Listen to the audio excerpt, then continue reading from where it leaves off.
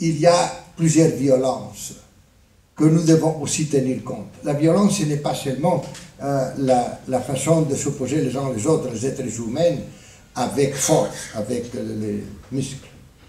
Il y a une violence, et ça c'est Gandhi qui l'a dit, que c'est la violence de la souffrance, la violence de la famine.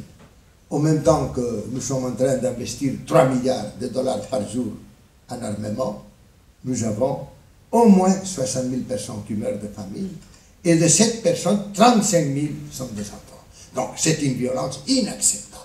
Et quand nous parlons de violence, il faut parler aussi de la violence de cette condition de vie absolument inacceptable. Et je peux vous assurer que c'est un absolu scandale. Tout l'argent qu'on est en train d'investir pour cette économie de guerre, vous pouvez les mentionner comme vous voulez, mais finalement, donc, nous devons tenir compte de cette autre façon de violence que c'est préparer la guerre. Si toi tu veux la paix, prépare la guerre. Et alors, qu'est-ce que c'est la paix? La paix, ce sont des intervalles de guerre. Mais comment nous pouvons faire la paix si nous ne sommes pas préparés pour la faire?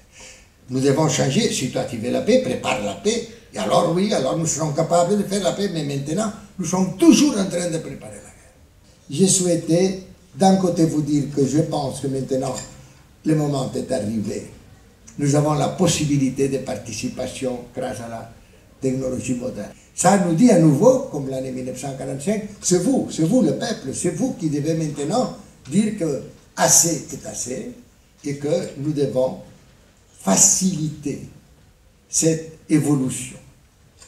Un grand poète de l'Espagne, que vous, surtout, je suis sûr que vous l'avez entendu parler, Federico García Lorca, 4 mois avant d'être assassiné, il a fait des déclarations. Il était un grand poète, mais il aussi disait des choses magnifiques. Il a dit, non, je ne peux pas accepter, comme être humain, penser qu'il y a des personnes qui meurent de faim.